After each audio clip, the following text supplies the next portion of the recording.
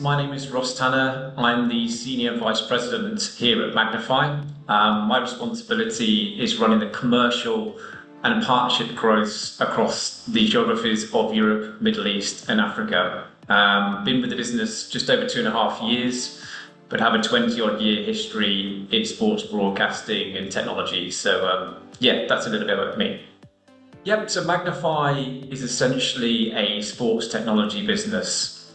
We've been in the industry approximately 6-7 years now, and we work with over 100 customers that vary from broadcasters, federations and leagues that exist in the industry. The predominant focus for us is really about providing AI-powered solutions that help these organisations deliver a better return on their investment. So our key sort of product is where we automate the production of clips, highlights and metadata at scale for these organisations. We've really, over the course of the last 2 to 3 years, developed it in more granular detail where we're providing this rich metadata that really combines nicely with first-party data that sits on a lot of our kind of organisation or clients that we work with in the industry. So they, as I mentioned, vary from broadcasters, federations and leagues. But yeah, our kind of predominant focus is to kind of grow within these areas.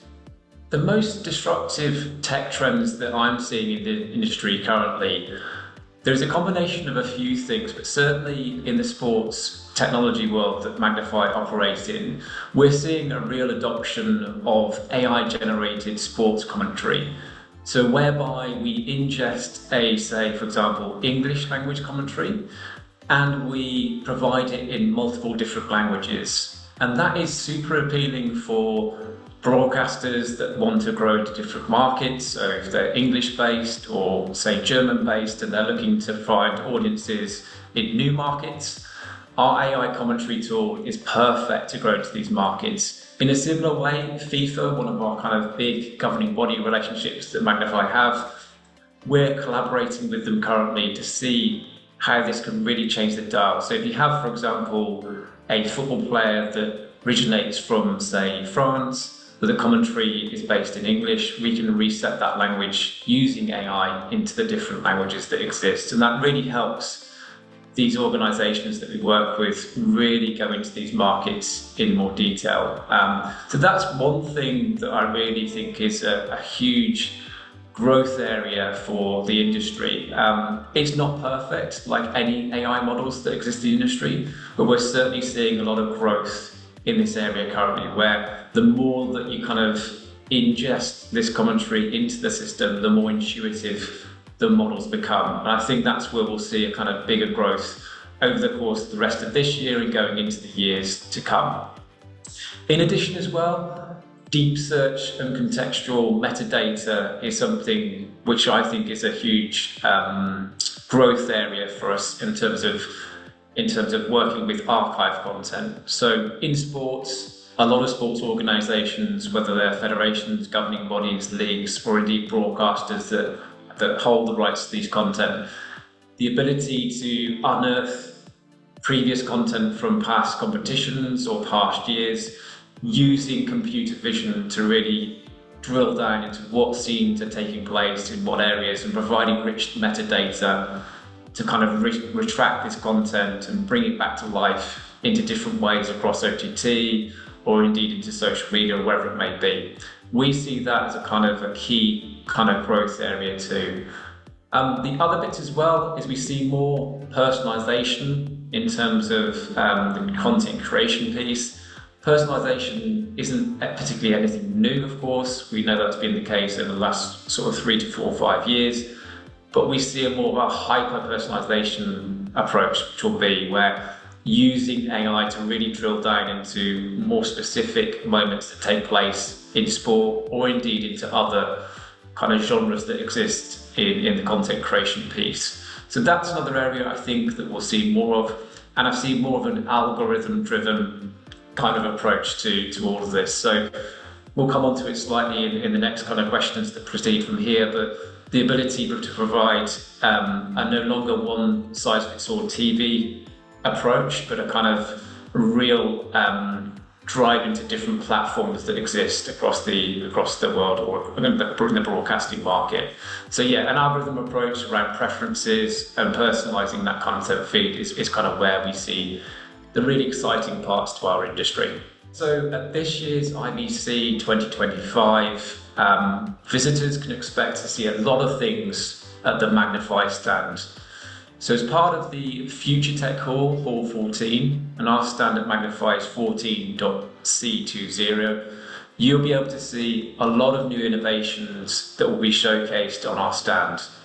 The first being, Magnifi will be launching a brand new solution to the market, which is super exciting for all of us here at Magnifi. We'll be using our AI models that we've created for sport and tweaking them to adapt into a new market, which we believe is a huge growth opportunity for us here at Magnifi.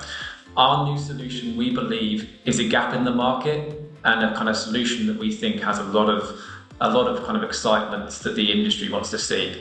We've co-developed it with 2 European broadcasters in the industry, and we're set to kind of go big with it, of course, for IBC this year, and of course into the kind of future years. And indeed, we're using different AI models to do different things within our kind of existing sport product within Magnifi.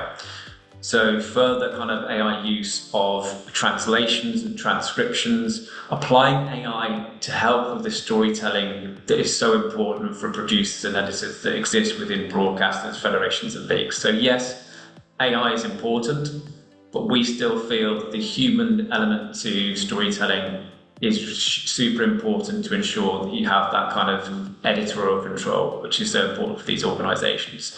So please come and see us. We're looking forward to the exhibiting in September of this year, and we look forward to seeing you all at our stand. So 14.C20, that's our stand to come and see us.